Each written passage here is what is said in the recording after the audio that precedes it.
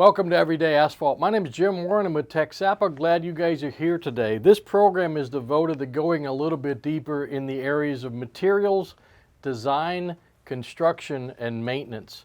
And that's what we're all about here with Everyday Asphalt. We also take these programs and we post them on our YouTube channel, which is typically the day after this program airs. So today's on Thursday, it'll be on Friday, should be up and running for you guys.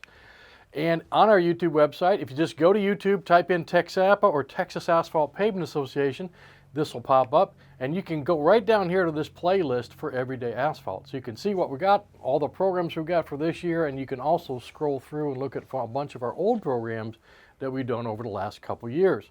Remember though, please to like, share, and subscribe to our YouTube site, so then you'll be notified when a new program goes up there. We're always trying to put more stuff up there, so we appreciate you doing that. All right, so today we've got Chuck Fuller. Chuck Fuller is our ambassador of quality. Welcome, Chuck. I'm glad to have you here today. Thanks for the invite there, Jim. I enjoy doing Everyday Asphalt. I watch all the YouTube channels. So you had a real good one there the other day with David Till, the inspector. That was excellent. Anybody who has needs any information from an inspector's point of view, you guys got to look at David Till's. One of our, I think that was the highest viewed that online viewed program that we've got. So it's right there on the YouTube site, and take a look at it. Really, he really did a good job of trying to go through a lot of what's going on, what an inspector has to deal with, and that sort of stuff. So, but we're moving on. Yep. It's November. And we finally have some cooler weather. Wait a second. Finally have some cooler weather. Wait a second. I got to get ready. But there you go. I got to get ready. Now I'm ready for the cooler weather. I'm ready for the cool weather. So, no, just kidding. Yep. Anyway, so we want to take some time today just to kind of go through kind of from A to Z when we're talking about paving and stuff, issues relative to paving in cool weather. Can we pave in cool weather? Absolutely. Yeah, we can, but we've just got to make sure we do it right. And there's just a lot of little nuances and a lot of little attention to detail. Got to pay attention. That we got to do. And so in that process, that's what we want to go through today. Kind of walk through some of these things that if we just all pay attention, yes, absolutely, we can pave in cool weather. So let's get after it. All right. All right. So it really is just about managing heat loss. Absolutely, that's it. Okay. And we all understand what the issue is with heat, right? I mean, temperature equals density equals performance. Durability. So you need to have. So it's all tied back together you got to with this material. So it's out when we're paving in cool weather. Really, it's all about managing this heat loss issue. During the summer, you still have heat loss. Right. But the heat loss is mitigated by higher air temperatures and higher surface temperatures and all that sort of stuff. And it's not as bad as a deal. But when you start to get cool, particularly when you start to get thin. Right. And when do we try to lay all our thin mixes? Yeah. In November or December. Yeah, so, unfortunately. But yeah, and again, we're not only talking about TxDOT work, but your private work, all your work. You really and truly, we can pave in cooler weather. Again, it's managing heat loss and being prepared. There's a good one. That's a good one. That's a good one. So let's start walking through some of these different areas, and we're going to start. Today we're going to look at what's happened to the plant. We're going to talk about trucking. We're going to talk about what's happened with an MTV and with our paving operation, and also, as you just mentioned, this is so important, is dealing with the compaction side of it. So let's jump in a little bit. Let's jump into surface preparation. Talk about issues there. Base repair. Yeah. If we're doing base repair, does it really matter whether it's hot or cold? Well, it does, but we have a better chance of being able to maintain the heat in a base repair because it's thicker, right? We have a thicker mat. You're 4 inches, 5 inches, something like that, and that's going to hold heat a long time, even in cool weather. Actually, it may help you because trying to open that back up the traffic.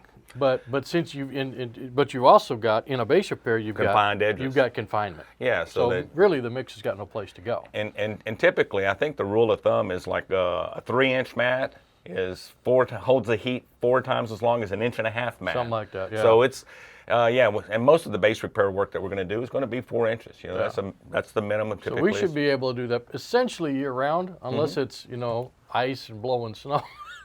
Or windy, wet. Or really super windy, or just when we don't want to be out there. So level up. Right. Okay. Now again, we got paver level up. We also have motor grader. Paver, yeah. Blade lay level up.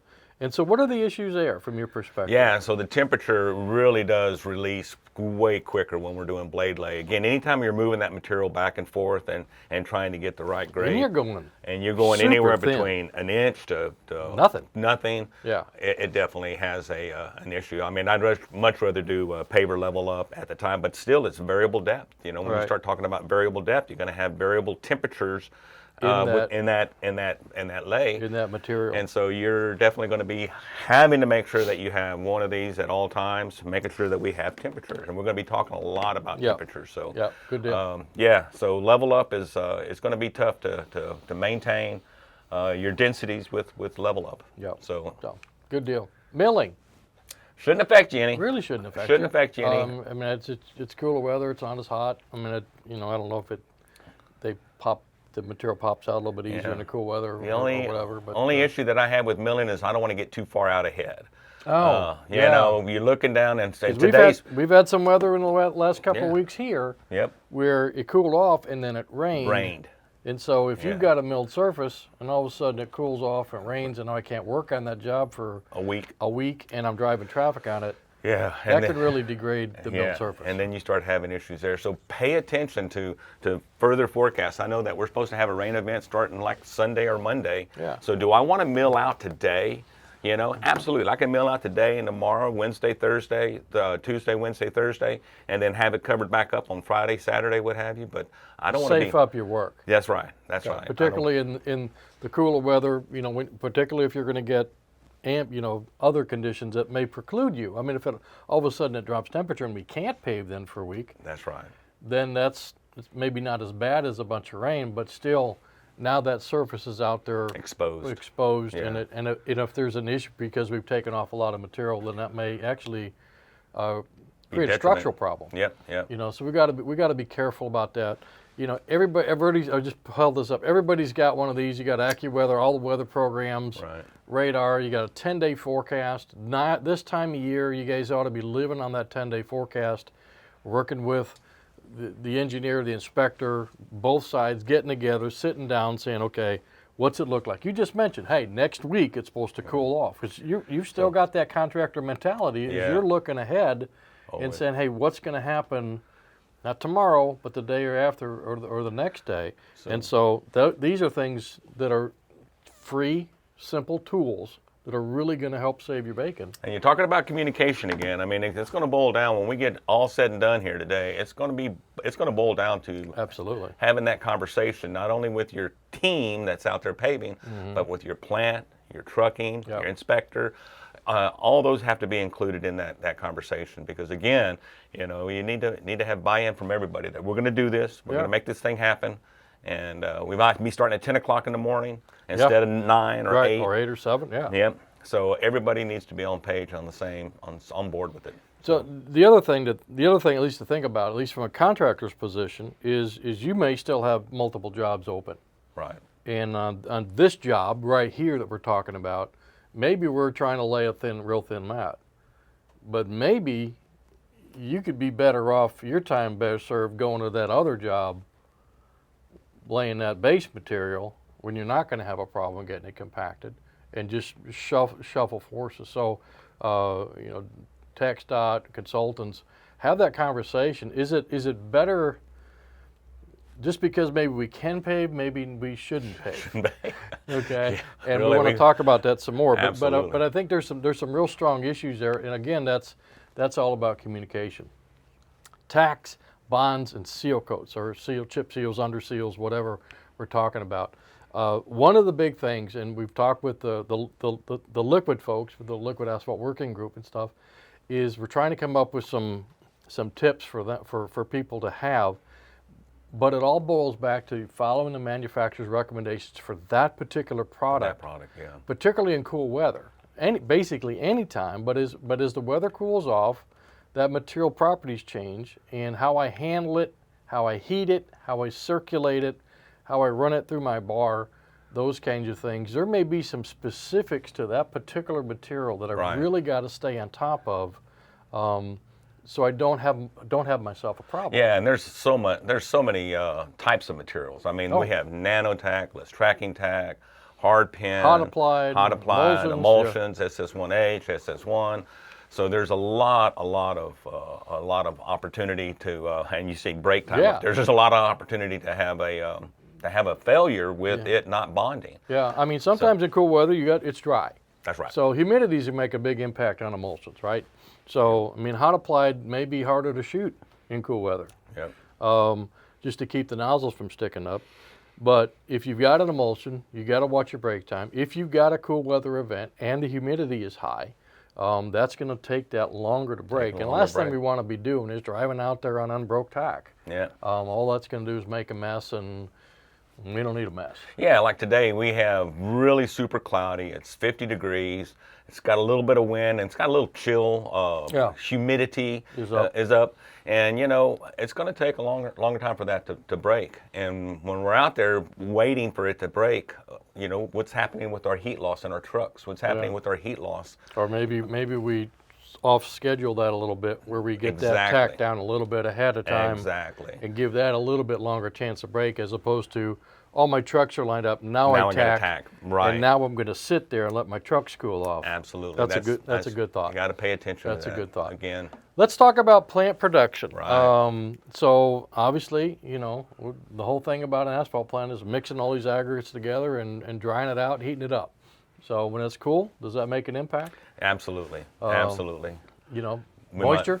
Stockpile moistures, you know, again, because we don't have that heat, you know, that it doesn't dissipate the stockpile moistures as quick. So we need to make sure that our plant loader operator is turning the stockpiles, making sure he's got uniform not material. digging off the bottom, not digging up about a foot high. And then also recycling that material. Make sure that we have uniform moisture throughout each of those stockpiles. You know, it's when you grab a wet load and then you grab a dry load and you put those two together, you have temperature issues. You got fluctuating temperatures at the asphalt plant. And that means you're going to have temperature issues in the truck, in the paver, out all on the roadway, and then then you could potentially have density issues and performance issues. So again, it all ties itself back together in the process, and in some cases when we've got elevated moisture, I mean, what is it, 1% moisture is 10% production, something like that. Yep. So they can make an impact right now. We finally got a bunch of rain here in central Texas, and so stuff's wet. Yeah. So I always follow, you know, when I go back and my guys out in the field saying, you know what, we just can't get it to work today. It's a tender mix, it's moving on us, I can't get density. I mean, I always go back, the first thing I do is go back to moisture, stockpile moistures. Yeah. You know, I go back to moisture in the mix. You know, that's another thing. If we have high stockpile moistures and we're not getting all the moisture out of the mix, the moisture will come out. It will come out. Eventually. And what you'll see a lot of times when that moisture does come out, you actually see a big delta change in your temperature. All of a sudden it'll go chunk real quick, and it's like, what the heck happened? Yeah. So that can be an issue as well. So we just got to watch that. I know there's some contractors out there that you know, after it rains, they'll go stockpile sample and they'll go, we're okay to go, or it's too wet, we're not going to run today. And it's like, well, that's a pretty serious decision. But I think they realized over time that it's just because they could run doesn't mean they should. That maybe they should run. Right. So in those situations, so good opportunity there. You know, we talk about managing heat loss, right? Right. What's a plant made out of? Yeah, steel. A lot of steel, okay? And so it's going to take a while. We're going to run hot asphalt onto cold steel, and it's going to want to suck the heat out. Suck the heat right out. And same thing with equipment. We'll talk about that in a little bit. So, but those are issues we've got to deal with in the process. And sometimes those first couple loads out of an asphalt plant may be a little bit lower in process. And so what is common in some other areas, and there's a new article that just came out this week from Asphalt Pro talking about what? Talking about paving in cold weather. Mm-hmm. And so if you subscribe to Asphalt Pro, really good folks, look them up and read that article, because it talks a lot about the same stuff I think we're going to talk about today. Right. So, but there's good stuff in there. And what they say is what? Is maybe take a look at your first two loads, you know, and not go through the paver with the first two loads. Wait till load number 3 or 4, depending on the temperature. Yeah. Check your temperatures and maybe run as those temperatures come up in that material, maybe run the third and the fourth load first, and then the first and second. Don't freak out, inspectors. Yeah. It's okay. Yeah. We're just trying to, we're trying to manage that heat loss, and that cold iron out there is going to suck a lot of heat out of that material in a really big, significant way. Absolutely. And so we've got to be able to handle that somehow. Okay. So here's one we want to let me bring this up here and just kind of talk about. These are some pictures of variations. The top on the left side and the top center there are end dump trucks. As you can see, a belly dump truck in there. But all those arrows are areas where we can experience temperature loss. Okay, obviously the arrows going up are from the air temperature. Right. The arrows going down are from the material sucking out of the base. But you notice we've got arrows coming out of the equipment as well. Again, just like we talked about, that cold steel, whether it's a truck, an MTV, or a paver, is going to suck heat into that iron to warm that iron up. Even though the screed may be heated, right, the rest of the system is not.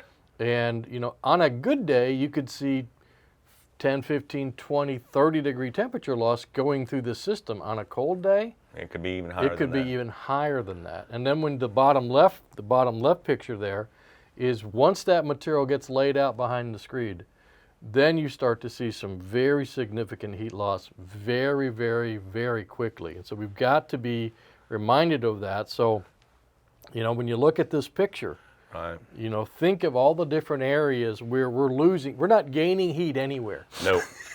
And that's really important to understand, is that find all the parts, all the points that you're having heat loss at, and try to minimize those. If you're using a belly dump, don't extend the windrow so far out. Stay tight. Stay tight. If you have to use a belly dump, stay tight with it. If you're having to use a coke cow or a shuttle buggy, be right on top of it. Know that you're going to have that heat loss there. Most of the time in cold weather paving, I prefer to dump straight into the machine. Okay. If you can, and not create end load segregation. And not create end load segregation. I'd prefer to dump right into the machine, because there's only about a 5 to 10 degree temperature loss dumping straight into the machine. Windrow in it, that's about a 15 to 20 degree wind. And that can make all the difference in the world in a cool weather. Absolutely. Again, I've seen situations where they've actually run tarps, from the C3 conveyor down, cover those areas up here, where they've just doing anything they can do to try to manage that temperature loss, either through ambient or through conductive heat transfer through the equipment itself. And you talk about the putting the tarp over that. That's a pretty good idea, to tell you the truth. And lower it to where you're not having that big distance fall. Yeah, you see that big drop right here. I'm going to get that down as close as I can, so I'm not free falling through 50-degree air, what it was this morning or whatever it is. And again, that's just more opportunities to cool it off. So again, just look at all these opportunities that are out there and do whatever you can. Obviously, we should be having proper tarps on these trucks, not sand tarps, but the full tarps, the thick, the waterproof tarps.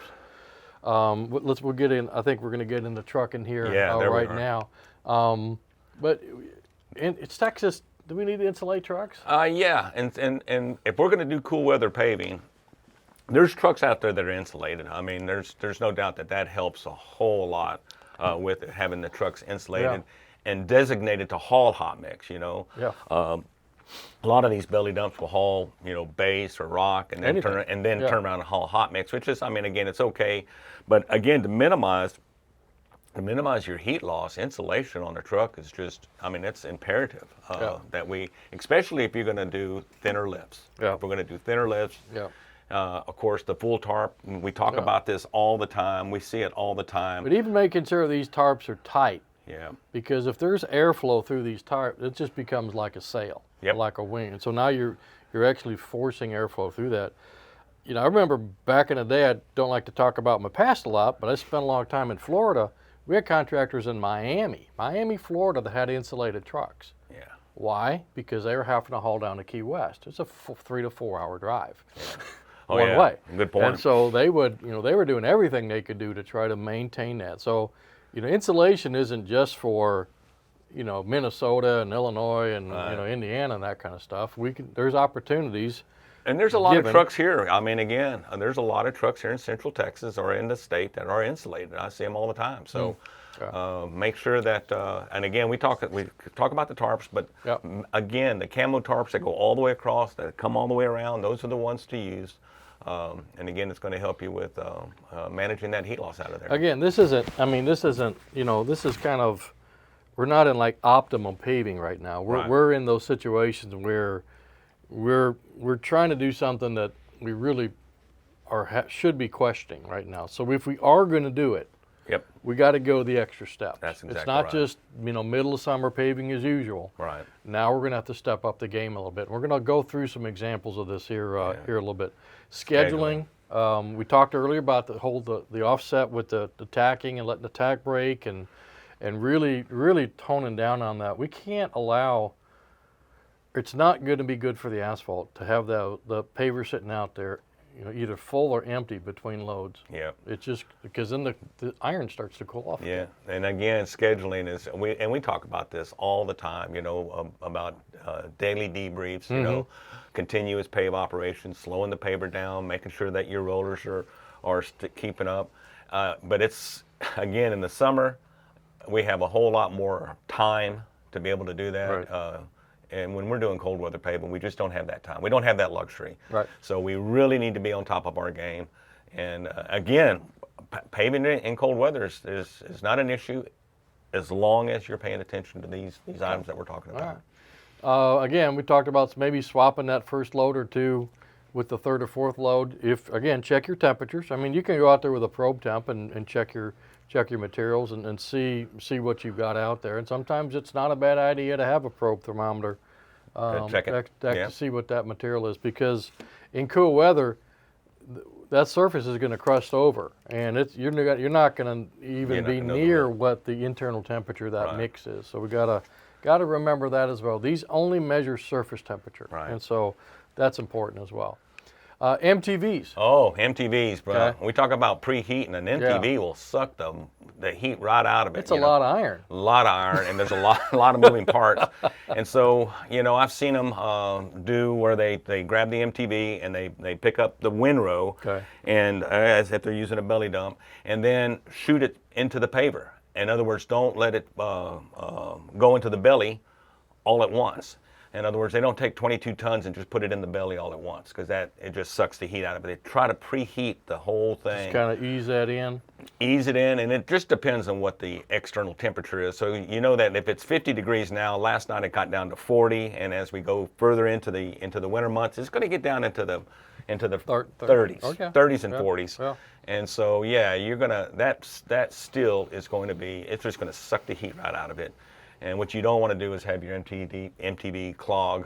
Or hang up. Or lose a conveyor. Yep. Yeah. So the other one was kind of lower the boom. If you don't mind just taking a step back there. Again, we talked about this earlier. Went the wrong way. There you go. There it is. Is get that boom down closer to the surface so we're not free falling that mix to the area, and maybe even cover those loads a little bit. The key thing, as Chuck mentioned, is keeping that mix in a mass.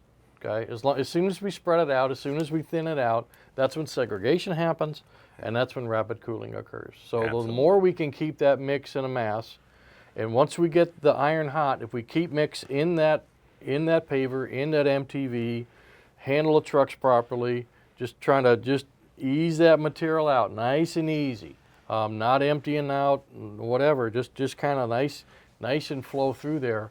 We're going to be able to maintain that consistency of the heat, which you mentioned earlier. Right.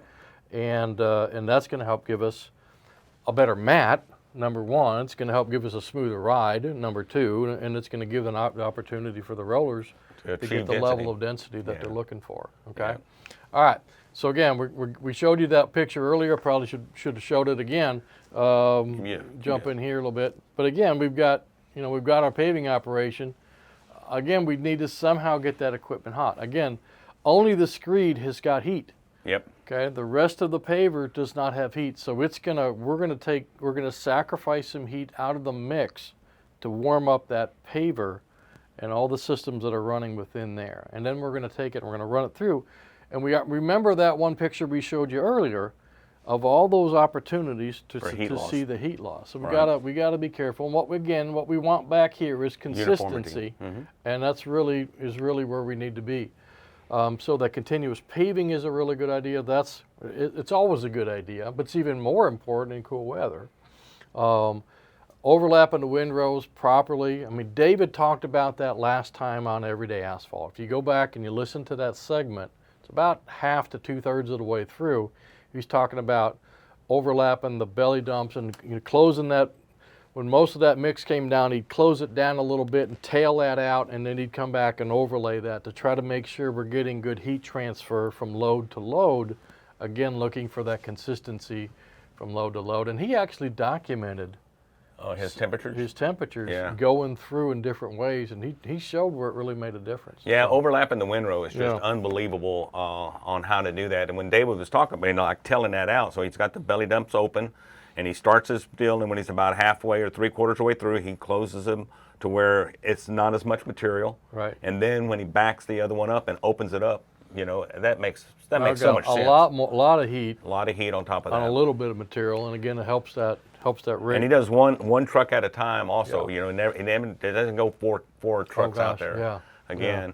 And monitor temperature, guys. Monitor temperature all the time. We talk about this, and I told Jim, if we're going to do cool weather paving, I want more than 1 or 2 of these out there. Everybody ought to have one. I want my screed guy to have one. I want my QC guy to have around one. Your neck, And what we need to do is we got to just pay attention, because once you get down that past 220, you're not getting compaction. Game's over. And you'd be surprised how quick it does. We're going to show you a couple of deals here, but we've got to pay attention. We've got to be on top of it. So monitor your temperatures. Keep that. Ooh, there you go. I like that. Now, I got in trouble.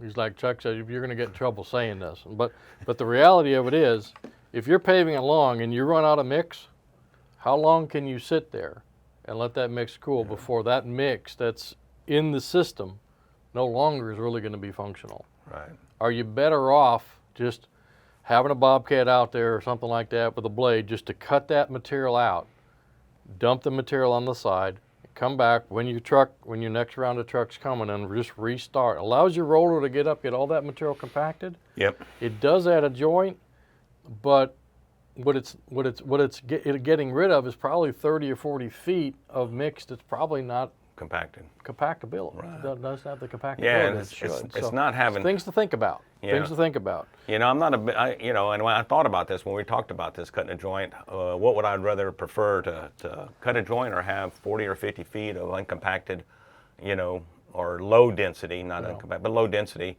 and am I going to take a chance that a core falls in that spot? Well, that'll and then that'll I got a get a whole hold lot. of you. I got a whole sublot or a whole lot that's in trouble. Yeah. But I think it's better to cut a joint. If you don't have the temperature to get the compaction, it's better to cut a joint and start again. Something to think about. Transverse joints are easy to make, believe it or not, if you do them correctly. You do them correctly. So. Okay. Good deal. Let's get the compaction. This is obviously, I think, one of the big things. The material's still going to go through the trucks and the MTVs and the pavers and all that kind of stuff. Texture may change a little bit. Again, we talked about consistency. But the real key thing here with all this is compaction. We've got to be able to compact this material. And one of the things that is free out there, and we've talked about it a bunch on these programs and other programs that we've got, is just calculate how long it takes for that mix to cool off. And we're going to go through an example here in just a second. So we're going to come back to this one. This one's yours. Yeah. So all rollers ready and now. And when I mean ready, typically in cool weather paving, your roller operators will get rid of all the water at the end of the shift. So it doesn't freeze up. Doesn't freeze up. Okay. They'll get rid of all the water at the end of the shift. And at the beginning of the shift, they got to water up. And when you're watering up the large roller and a finished roller, it takes a lot of water, and most of the time they just got a little, they're carrying a little water wagon or a little, pulling a little water wagon. So it's going to take a little bit of time, but you want to water up and fuel up and have everything ready to go. You don't want to waste any time. As soon as that paver takes off, those rollers need to be ready to go right on top of it. Right. And again, it goes back to communication. It goes back to having that conversation. But I can't tell you how many times, we're waiting on the roller because he's either not watered up or not fueled up. And now the game's over. Yeah, and the game's over. So and that's both of them. That's both your finished roller and your breakdown. And sometimes you might need breakdowns. You might need two breakdown rollers. And that's not a bad. I'm a big fan of double drum breakdown rollers working kind of offset of each other, and they can get on that material very, very quickly because you don't have a lot of time in some cases. And so there's some benefit to there as well. So what else we got? Temp guns. Temp guns.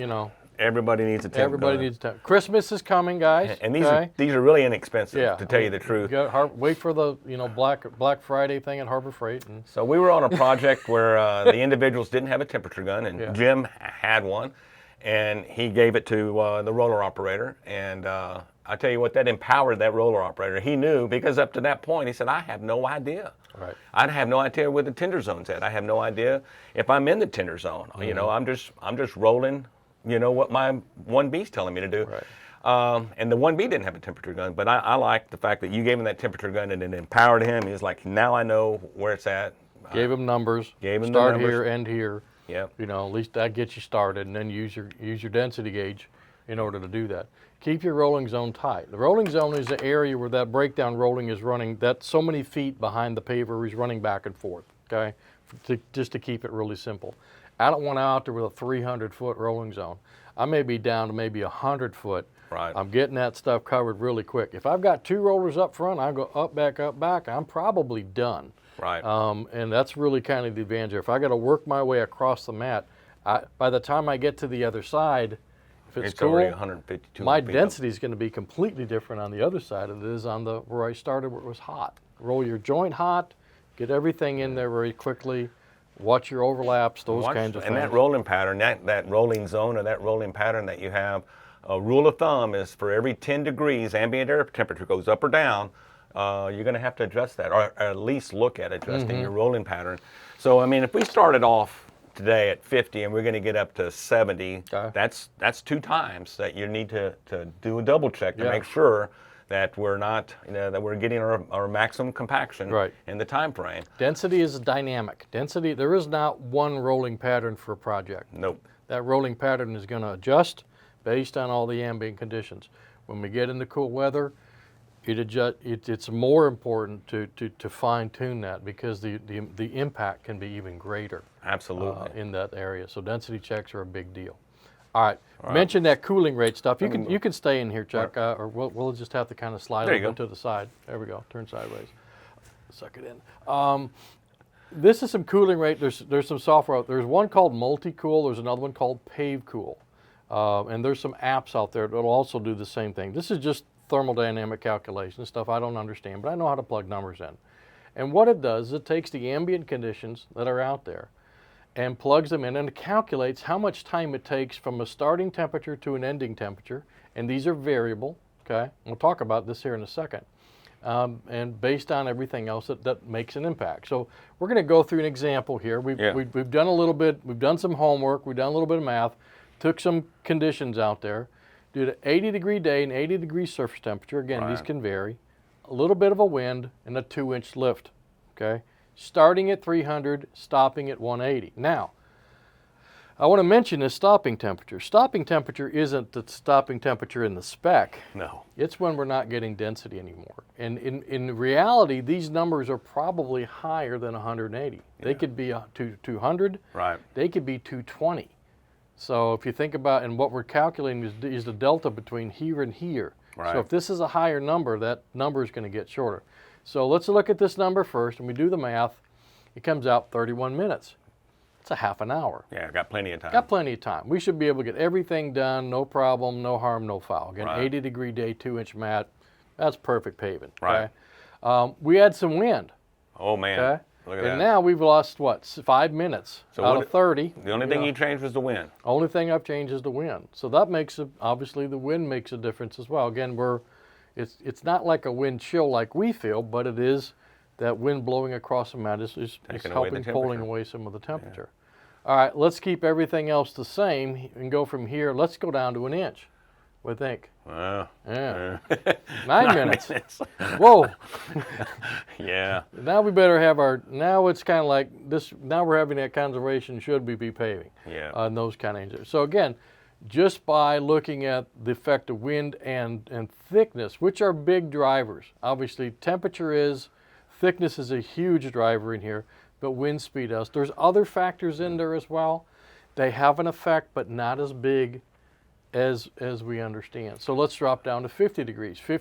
We're going to do the equivalent of this one right here. So the only thing we've changed is the temperature. 50. We've gone from 31 minutes to 23 minutes.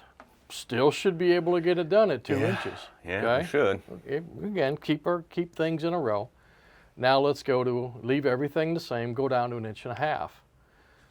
Almost half. Yeah, isn't that for a something? half inch. We've lost 10 inch. minutes for a half inch of mix. That is amazing. So think about what if we were doing level up? Yeah. We're varying that. You could have one area that's going to compact, another area it's not. That's right. Let's leave everything the same. Let's go from a 2 inch to 1.5 inches to 1 inch. And now we go from 23 to 13 to 8. Yeah. Now we got to be making that, we got to be having that conversation. Yeah, 8 minutes. And you're still at air temperature at 50 degrees. I mean, you're still within the spec. Yeah. That's the deal. And think about this, again, this is probably too low. This probably should be higher, so that number's actually going to be lower. Absolutely. So now we got to look at that. Let's add a little wind, okay, to the fact. Now we lose another minute. We're still in a bad way. We're just getting worse, okay? And what if we get some mix at the loads that are running a little bit cooler? Now we're got to be questioning our life choices. And here's the deal: is that the specification calls for air temperature and surface temperature. It doesn't take into account all these other factors that really have a huge variable on it. I'm at 80 degrees. I got 9 minutes on a 1 inch mat. With a 15-mile-an-hour wind, and we have that all the time. Yeah. So again, it's not just cool weather. It's all the time. Anytime you've got a thin mat. Anytime. What if we had a 3/4 inch? We're laying a 3/4 inch Tom. Tom F. Yeah. Whoa, now you're down into these low numbers a lot of times. Yeah. So again, it's really important that we look at this. We want success, right? We want productivity. We want efficiency. We want success. We want the project to work. But we got to be able to get the mix compacted in the process. And so we got to understand what that's telling us. Right. So let's kind of like summarize here. Okay. I like green light, red light, yellow light. I think this is a green light. I think this is a green light. Absolutely. This one, I'm going to say maybe red, or boy, I'm concerned. I got a lot of concerns. Because again, you're 180. You think about that. I mean, for your breakdown now, it's going to be up to around 210, 215. And this says delivery temperature in the thing, and so that's delivery into the paver, or it's delivery of the mix at the screed, and it's not really discharge. It's not. Yeah. So this could be a lot lower as well. So these numbers really could be a lot shorter. In these areas. That's a pretty good number. I green like that one. That one I'd say 13, we're probably okay. We could make that work. Inch and a half. We need to be watching ourselves. I would be watching it. But when we get down into these less than 15, get down, less than 10, I'm not saying it can't be done. It's just that you better gosh golly have things sorted out. Yeah, and I guess this goes back to what you were saying earlier. I mean, even though we're within the specification, we're within all the requirements and what have you, and should we pave or should we not pave? Yeah, and that's kind of the summary here today, guys. Is can we? Okay. Yeah. It should. Well, heck, you could pave it. You've done some crazy stuff in your previous life, and I've seen some crazy stuff over the time, and they're kind of big war stories, and everybody's probably got some war stories. Yeah, we paved in the rain and it worked, or whatever. Or in the snow. or whatever. And the owner goes, man, if I knew it was going to come out like that, I would have never had you do it. I was like, I told you it was going to come out like that. So, what happens is your risk goes way up. Way up. Risk to the contractor, risk to the agency, of even paving in nominal conditions, we just need to be careful. So, number one, check the weather. Right. Okay. Look at that 10-day forecast. The inspector and the contractor ought to be sitting down every day looking 10 days ahead and saying, okay, what's coming? What's coming? What do we have to be, what do we need to be aware of, okay? And sometimes you're going to lose that, you may lose that temperature part of the way through the shift. Absolutely. And so I may be starting out at 70 and I get a northern start blowing in, the wind goes up and the temperature goes down, and boy howdy, by the end of the shift, it's a completely different thing. So it's an issue. Determine your cooling rates. Again, this is real simple to do. Super easy to do. Super simple to do. You can do it on your phone. You can log in and do it on the computer. You can do some simulations like I did, or kind of cover the bases and kind of bracket, you know, what you've got, the kind of mix and the thicknesses that you're going in. But the thickness is a big driver, but many times we're stuck with the thickness. Yep. So then the other things are the factors. Your wind. It's the wind speed, it's the ambient, it's the surface temperature, then really start to be the big drivers in there. Goes without saying. Well, and I hate to, but I see so many times where we're not well organized, where we don't have a starting plan, or the superintendent might have it, but everybody doesn't have it. I go out on a job site and I ask the screed operator, what's our paving plan for today? Well, we're going to pave until we get tired. That way. We're going that way until we get tired. I think that if we have better organization and everybody understands the plan, and I'm talking about everybody, I'm talking about the plant, the trucking manager, the superintendent, the roller operator, if everybody knows the plan, we're going to go from here to here, and we're going to do 950 tons, and we're going to do 40 tons a minute, or whatever it is, 25 tons a minute. If everybody knows the plan, they feel like they're empowered. I remember, I'm part of a team. I remember when we interviewed Scott Rowe with Kiewit, and they won the Sheldon G, which is the Super Bowl of pavements last year. Okay, and he said, being well organized and communicating were the things that really got them where they needed to get to. And they've got, they got good crews, they've got good equipment. It's not all brand new, but it's, but being organized, keeping everybody in the loop, using the group chat or the group text, all that sort of stuff, let everybody know. Again, no surprises. And when we went out on the job site, you could ask the guy that's dumping to the guy that's rolling. Everybody knew we were going to do 1,800 tons today. 1,800 tons was our goal today, and it was still kind of cool. It was windy out there. It was in Pecos now, and it was probably 80 degrees or 75, 80 degrees, but the wind was. They get a lot of wind. Whoa! Yeah. And they said, hey, we're gonna, and they had the tandem rollers.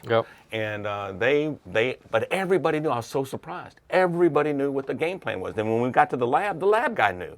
Everybody. They had all their reports on the wall. I mean, easy for everybody to see what's going on. And it just empowered. Congratulations, all those guys. And just keep up the good work. And everybody else that's doing the same thing, congratulations to you. And, absolutely. And if you're not, look at the opportunity here, guys. Look at the opportunity. You may be able to extend your paving season a little bit. Absolutely. If you're able to do some of these things. And they're not huge. It's not a huge lift. It's just a matter of doing this stuff. And organization and communication. I'm telling you, those two things right there will help you. Big. Yep. All right. Well, I think that's it, buddy.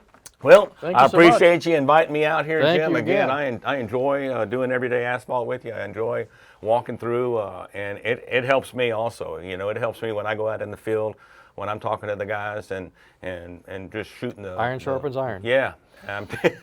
But it does. It helps me a lot, and hopefully some of these guys will practice what we're preaching here, and we can get our Christmas is coming. Christmas is coming, I tell you, and hopefully we have some successful paving during these winter months. Absolutely. Keep going. All right.